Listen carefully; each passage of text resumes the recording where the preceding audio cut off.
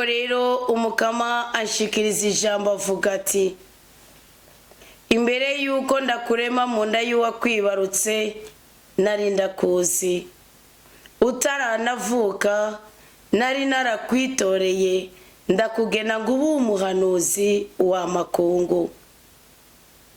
Ndaheza mvuga nti ha mukama mana ehe sinzi kuvuga kuko ndacyari muto. Umukama nawe ambwira ati ntuvuge uti ndacyari muto kuko uzogenda kubo nzogutuma ko bose kandi ibyo nzogutegeka byose uzobivuga. Ntugire ubwoba imbere yabo, ndi kumwe nawe ngo ndakurokore. Niriyazwe n'umukama. Niho umukama yazana ikiganza ciwe akankora ku munwa. Hanyuma umukama ambwira ati ehe nshize amajambo yanje mu kanwa kawe. Ehe uyu munsi ndaguhaye ububasha ku makungu no ku bwami bwo kurandura no gusitura, ugutikiza no gusenyura, ukubaka no guteragira. Iri ni ijambo ry'Imana. Turagushimiye cyane mukama kuko uri Imana yatwirije uyu munsi. Turagukengurukiye cyane kuri iyi ngabirano y'ubuzima twebwe abana bawe dufise.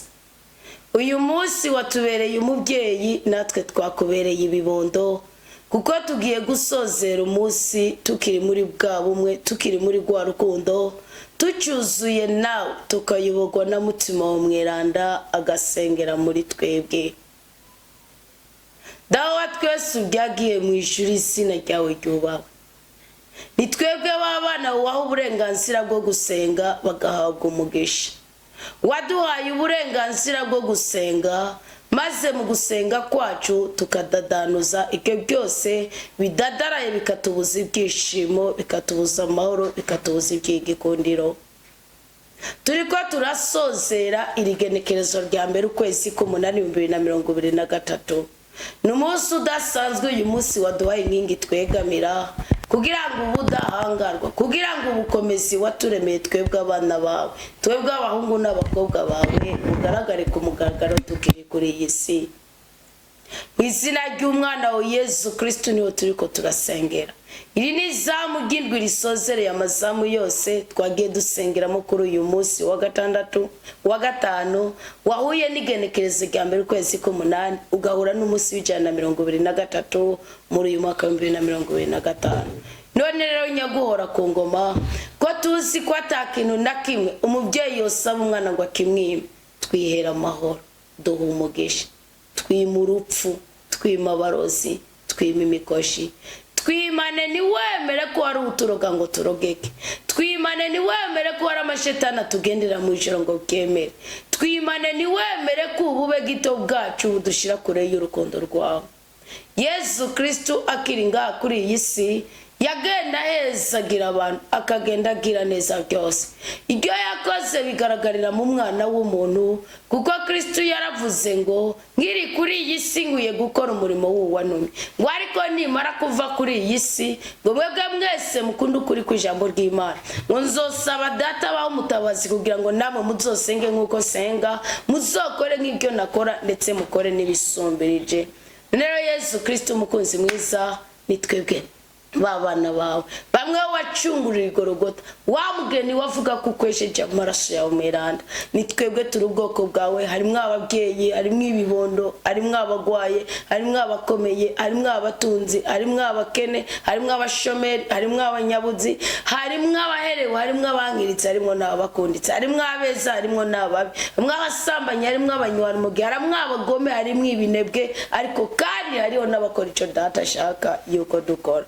kubwiyo mpamvu kuri uyu mugoroba ndagusabye ikigongwe kuri twebwe twese, cyane cyane sabye ikigongwe ku ntege zacu.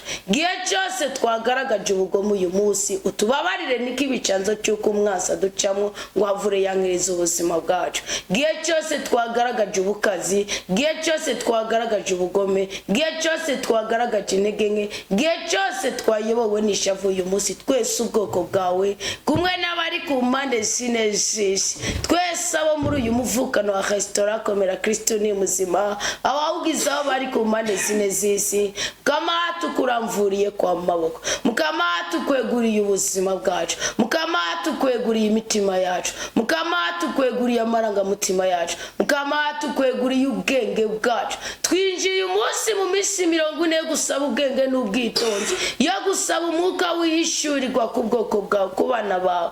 Twinjiye mu minsi 40 uzoduha inkingi twegamira, gihugu cy'u Burundi kigatunga incabwenge, kikaruhuka kibaye umuco w'amakungu n'umunyu w'isi.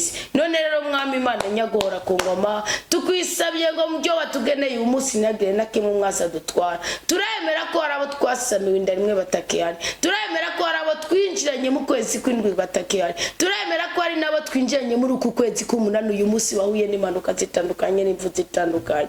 None rero aya mashimwe nakuzamukire, aya mashimwe avuye ku mutima, tuzi ko ibindi byose turi kugusaba ubiduhera ubuntu nyagora ku ngoma.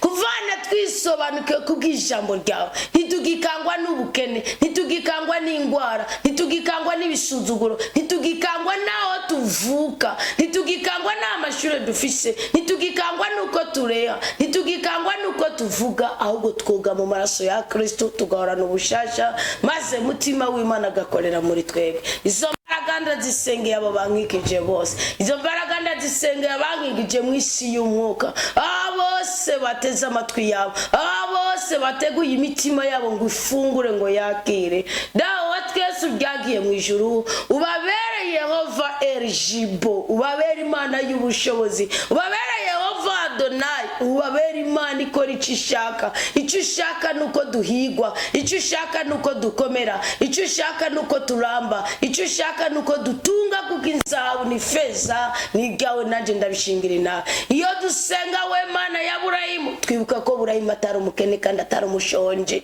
ngo yigaze kukuzimana kuzimana ikimasa, ngo yigaze kukuzimana ngo yongera ko n'amata mu kimasa. Yumvikana ko atarakehaniwe. Natwe turinde inzara, natwe turinde ikigoyi, natwe turinde kumaramara, natwe turinde guteterwa. Waranamugendeye usiga umurage wa Isahaki, ngo bari mu myaka y'ugukura imyaka 100, isezerano wari muhaye ku myaka 75. Natwe turihanganiye mukuri kwisezerano. Uku kwezi k'umunani tuje kuvoma mu nzuzi, tuje kuvoma kugira ngo inzuzi z'amazi abeshaho zitembe ziva mu nda zacu, kuko Kristo yabitubwiye ngo uzobara umunsi mukuru usumba iyindi, aho Yohani nawe yabyanditse mu gigabane cy'inkuru nziza. Yesu Kristo yanditswe na Yohani mu murongo wa 37b. None rero se Mukama, uwo rero mutima wa mwira ndayiciye umurya. Umugoroba baratubwira ngo mutarasamwa mudaza ababyeyi babibarutse ngo narinda baze. Uyu mugoroba baratubwiye ngo utaranavuka ngo nari narakuganeye kuba umuhanuzi w'amahanga. Ndakwisabiye nyagora ku ngoma, uyu mukristo uko ari kose, uyu mwana uko areha kose, uyu mwana uko angana kose, uyu mubyeyi uko amerewe kose, uyu mukristo uko abayeho kose, muri we ugaragaza ububasha. Izo mbaraga watanze z'uguhonya, izo mbaraga yatanze z'ugusitura, turazakire ngo duhonye ubugome, turazakire ngo duhonye ubunebwe, turazakire ngo duhonye inzangano, turazakire ngo duhonye amacakubiri, turazakire ngo duhonye ubugome bw'abangushi b'ubuzima bwacu, turazakire ngo ducacyure igisokuru kibi kidukwegera mu byago, kuko nabyo bikwega ibyago, niko mwene Sirake 41 yavuze. Turazakiriye izo mbaraga ndazisabiye aba bana bankikije, kugira ngo bashobore kuba abagabo b'intwari, kugira ngo bashobore kuba abagore b'umutima, kugira ngo bashobore kuba ba responsable bakomeye cyane, kugira ngo bashobore kuba umuco mu gihe cyabo, bashobore kuba umunyu w'isi mu gihe cyabo, kugira ngo bashobore guhindura isi bafashijwe na mutima wa mweranda. Izo mbaraga ndazibasabiye. Warabwiye Yeremiya ngo ntusubire kuvuga ngo ntuzi kuvuga, ngo kuko jewe ari cyo nzoguha gutsinda abo bantu bose. Mukamanya guhora ku ngoma duhera abantu butsinzi, mukamanya guhora ku ngoma duhera abantu butsinzi, mukamanya guhora ku ngoma duhera abantu ubwenge, mukamanya guhora ku ngoma umukristo ari kugutakambira gusaba amagara meza urayafise. Niba umuhinga yakoze imodoka agasigara na pièce de rechange, si wewe buri gihimba cyo gusubiza uwo mutwe uwo mwana wawe uri mu cancer, bwonko buri mu cancer, byo bitereko biri mu cancer, izo nda ziri mu ibigimba, izo nda ziri mu bugumba, izo mbuto ziri mu bupfu ziri mu bugumba, iyo migongo yamenetse, ntabwo uri munsi y'abaganga bazoba bagubibagira uyu munsi abakristo babyemere. Iri joro bagendere, abana bacu barinda impanuka, abana bacu barinda amadayimoni, amashetani abagendera mu ijoro turayanse mu izina rya Yesu Kristo. Amashetani y'ukubaburagiza, shetani zobateza ubusambanyi, shetani zobateza ubugome, shetani zobateza ubusuma, shetani zobateza ububeshi, turazase mu izina rya Yesu Kristo. Turi barumuna ba Yeremiya wadutoye tukiri mudansage batwibarutse, ndetse Salomo yabivuze neza mu migani yo 30, yaravuze ngo abakristo barabiririmba kwibisiza n'imisozi bitaratangura kuremwa, Imana yari dufise mu bitekerezo byayo, wari udufise mu bwonko bwawe, wari udufise mu bwenge bwawe, wari udufise mu kuri kwawe, nawe urazubicisha mu kanwa k'abasaki bawe. Izaranuye mu kigabane cya 49 umurongo wa 16 ngo ntusubire kugira ubwoba, ngo ntusubire gutinya, ngo ni kubera ko kwibaza ngo umukama yarampebye, ngo umukama ndakiri kumwe nanje, ngo umukama ndakimfasha, ngo kandi narakwanditse ubutazimangana mu kiganza canje cy'urukundo. Dawa twese ubyagiye mu ijuru mu izina ry'umwana wa Yesu Kristo, niyo dusenge dusaba amahoro, niyo dusenge dusaba igikundiro, niyo dusenge dusaba umugisha, niyo dusenge dusaba umugwiza, niyo dusenge twirukana ubugome bwese, twirukanye inyatsi, twirukanye icyangiro, twirukanye igisuzuguriro, twirukanye ukwiyagiriza muri twebwe, twirukanye ubwibone, twirukanye akajagari, twirukanye ubukene, twirukanye ubutindi, twirukanye akavuyo k'ubuzima, kuko turi abana bawe we umutegetsi w'abategetsi. Kama Yesu ganze mu buzima bwacu uyu munsi, Yesu rarane natwe kugira ngo dukize, utuvure, utubohore, dutabaye kandi tugire neza. Yesu duteturire mu makuba y'ubwoko bwose tugendana nayo. Yesu turinde kubabara kandi utwagurire imbibe. Yesu tunezereze, Yesu dutabare. Yesu Kristo umukunzi mwiza, we ugira neza byose, we ukiza abagwaye bose, we ubahora baboshe bose, we uteturura bateterewe, we soko ry'urubyaro, we soko ry'ubugwaneza. Turakwishikanye kabana bawe, turakwishikanye kabana bawe. Waratubwiye ngo impome zanyu ndazirarira uyu munsi turarire, turasi intambara, turasi impanuka, turasi ubupfu, turasi ugupfapfana, turasi akajagari k'ubuzima. Duhe mutima wa mweranda tuyobore, uduhe mutima wa mweranda duteturure. Iri joro turare neza, abagwayi bakire, ababoshe babohoke. Mana mutima mweranda uko wagendera abatumwa b'ubwa mbere, natwe tugendere kugira ngo mu izina rya Yesu Kristo duhabwe umunezero. Bisigaye nyaguhora ku ngoma, tubera umurinzi, turinde kubabara, twongera imyaka y'ukuramba n'ukuranirwa. Uduhe umugwiza mu biganza byacu, uduhe igikundiro mu ruhanga rwacu, uduhe icyubahiro n'igitinyiro mu buzima bwacu, ingingo zacu zibohore, gutyo tuba bidegembya, tukurire imbere, tugutambire kandi tugukorere ubu no mu myaka yose. Amen.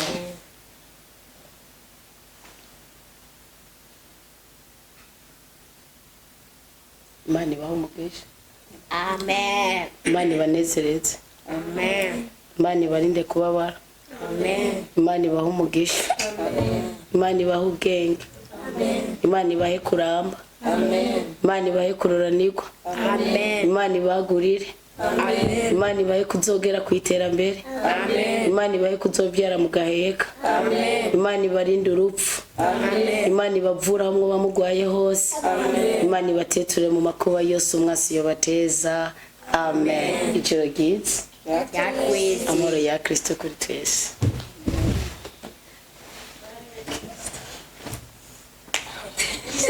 Ngira ngo bitabana.